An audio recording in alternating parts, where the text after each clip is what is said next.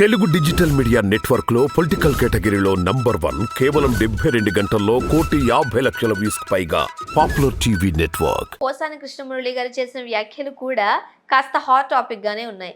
వర్మ గారిపై murder sketch జరుగుతోంది అని వాస్తవమేనా? ఏమున్నాయి, పోసాని కృష్ణమురళి కొంచెం అధిక ప్రసంగం, కొంచెం ఆవేశ ప్రసంగం మాట్లాడుతూ ఉంటాడు. వర్మని చంపాల్సిన అవసరం ఏముంటుందమ్మా? వర్మ ఏమిటి, ఒకప్పుడు సక్సెస్ఫుల్ డైరెక్టర్, ఒకప్పుడు క్రియేటివ్ డైరెక్టర్, ఈ తర్వాత బూతుల డైరెక్టరు, ఈ అమ్మాయిల కాళ్ళు నాకే వీడియోలు తీసే ఒక చిల్లర డైరెక్టరు. అతన్ని చంపడం ఏముంది?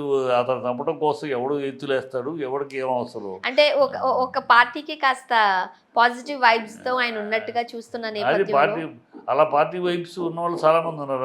ఒక్కొక్క పార్టీకి ఉన్నారు. అది ప్రతి చంపుతారా? వాళ్ళని వాళ్ళు హైప్ చేయించుకోవటానికి ఏదో వీళ్ళని చంపేంత గొప్ప, చంపడానికి వ్యూహం పన్నేంత గొప్ప నాయకుడు ఏం అంగవీటి రాగా కాదు.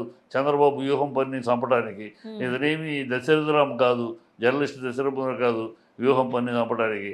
ఆఫ్టర్ ఆల్ ఏదో గాలి సినిమాలు తీస్తూ ఉంటాడు. అతనేమన్నా రాజకీయ సినిమాలు తీసి ఏమన్నా క్రియేటివ్గా ఏం తీసాడా? ఏమీ లేదు. అన్నీ గాలితరంగా ఉంటాయి తప్పితే. ఇతరులు తీసిన యాత్ర తీశారు బ్రహ్మాండంగా ఒక డైరెక్టరు. అది ఒక సినిమా తీయటం అంటే, ఒక పొలిటికల్ సినిమా తీయటం అంటే అది యాత్ర తీశారు. ఈయన తీశాడు శపథము అని. చూడటానికి కూడా ఓపికగా చూడలేము. గాలితనంగా గాలి పోగుడు. ఒక రౌడీ భాషకిను ఒక సాహిత్య భాషకి, నవల భాషకి ఎంత తేడా ఉంటుంది. అట్లాగూ పొలిటికల్ సినిమాల్లో మిగతా వాళ్ళు తీసే దీనికి వరమ తీసే సినిమాలకి చిల్లరతనంగా ఉంటుంది. వీధి రౌడీ సినిమాలాగా ఉంటుంది. కనుక అతన్ని చంపేంత అంత స్థాయి ఏం లేదు. అతను తనను పెంచుకుంటానికి, తను ఒక స్థాయిని పెంచుకోవడానికి, అమ్మో వర్మని చంపే అంటే వర్మ అంత స్థాయియా, వర్మని చంపే అని అనుకోవాలి కదా. ఈ పోసాని కృష్ణమురళి కొంచెం ఎమోషనల్. అసలు వర్మను చంపినా పట్టించుకోరు. అంత చంపాల్సినంత క్యారెక్టర్ ఏం కాదు అతను.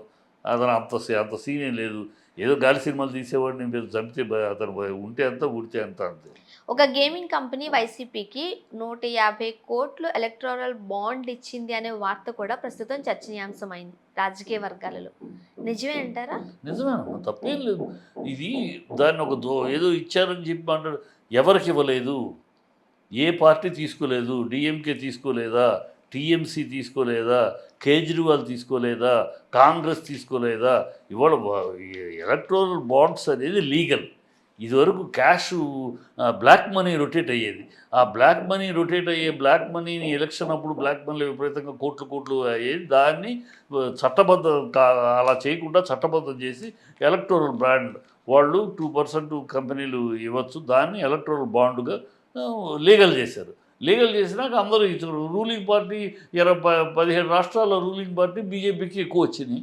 ఒకే రాష్ట్రంలో ఉన్న టీఎంసీ, ఒకే రాష్ట్రంలో ఉన్న వైసీపీ, ఒకే రాష్ట్రంలో ఉన్న డిఎంకే, ఒకే రాష్ట్రంలో ఉన్న కేజ్రీవాల్ వాళ్ళకి తక్కువ వచ్చింది. అంతే.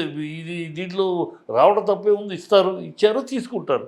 Electoral bond is an official, is legal, it is not illegal. అంటే చంద్రబాబు నాయుడు గారు ఈ ఎన్నికల్ని చాలా ప్రతిష్టాత్మకంగా తీసుకున్నారు. ఎందుకంటే ఇవే ఆయన చివరి ఎన్నికలుగా కూడా చూస్తున్నారు. ఎందుకంటే ఆయన వయసు రీత్యా ఒకవేళ ఓడిపోతే టీడీపీకి మనుగడ ఎక్కడుంది? సరైన నాయకుడు ఎక్కడున్నారు? ప్రతిష్టాత్మకం కాదమ్మా, చావో రేవోగా చూసుకుపడుతున్నాడు. ప్రతిష్టాత్మకం ఆయన చావో రేవో. ఇది అయితే ఆయన చావే తప్పితే రేవు కాదు. ఆయనకి అయిపోయినా ఇంకో 10 ఏళ్ళు. నేను ఎప్పటి నుంచో చెప్తాను, చంద్రబాబు అనేది తెలుగుదేశం కాదు, అదే నారా తెలుగుదేశం. రక్తమాంసాలు దారబోసి ప్రజల మధ్య తిరిగి తన చెమటోడ్చి రాత్రనక పగలనక ఎండనక వాననక రూమనక రోడ్డనక పడి చెమటోడ్చి నిర్మించిన పార్టీ నందమూరి తెలుగుదేశం. ఆ రామారావు గారు నిర్మించారు నందమూరి తెలుగుదేశం.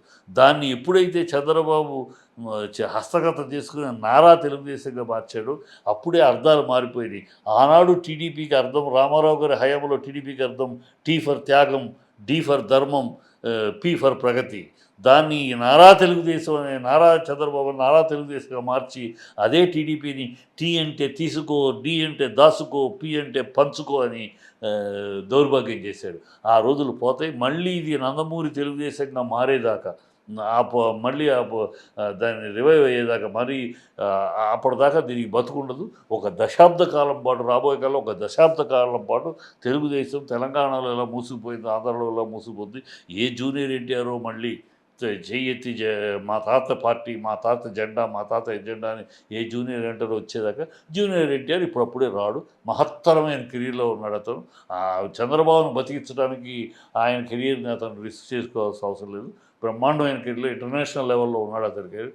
ఒక 20 ఏళ్ళు గొప్ప భవిష్యత్తు ఉంది. సో ఒక 10 ఏళ్ళ దాకా అతను రాజకీయాల వైపు రాడు.